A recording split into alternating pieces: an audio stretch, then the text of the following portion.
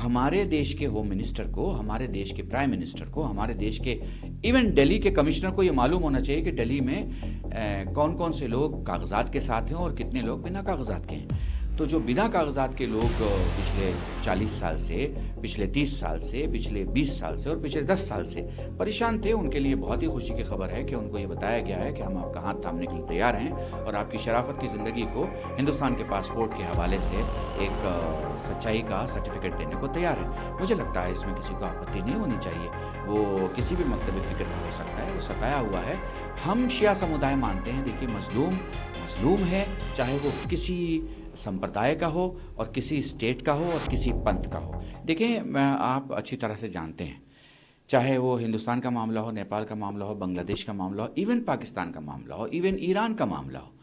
आप देख रहे हैं जहाँ जहाँ आतंकवादी घटना होती है, जहाँ जहाँ लोग घुस जाते हैं और जहाँ जहाँ घुसपैठ होती है, जहाँ जहाँ लोग अपना आई कार्ड बना लेते हैं, आधार कार्ड बना लेते हैं, लोग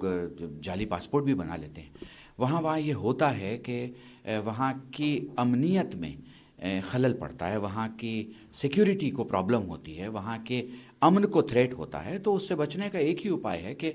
हमारे देश के होम मिनिस्टर को, हमारे देश के प्राइम मिनिस्टर को, हमारे देश के इवन दिल्ली के कमिश्नर को ये मालूम होना चाहिए कि दिल्ली में कौन कौन से लोग कागजात के साथ हैं और कितने लोग बिना कागजात के हैं। तो जो बिना कागजात के लोग पिछले 40 साल से, पिछले 30 साल से, पिछले 20 साल से और पिछले 10 साल से परेशान थे, उनके लिए बहुत ही खुशी की खबर है कि उनको ये बताया गया है कि हम आपका हाथ थामने के लिए तैयार हैं और आपकी शराफत की ज़िंदगी को हिंदुस्तान के पासपोर्ट के हवाले से एक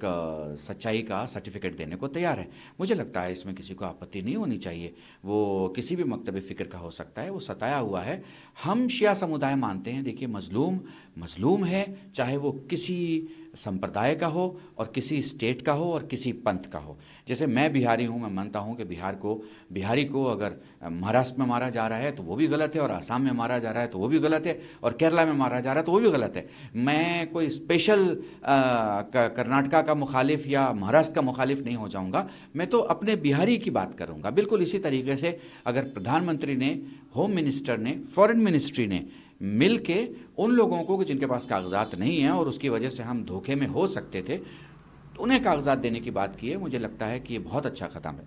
और बहुत ही सराहनीय कदम है कि कोई आदमी अगर 10 साल से, 15 साल से हमारे मुल्क में रह रहा है, सही है, उसका हक है और उसे पासपोर्ट दिया जा सकता है, तो यकीनी तौर पर पासपोर्ट दिया जा सकता है। एक बात बताइए,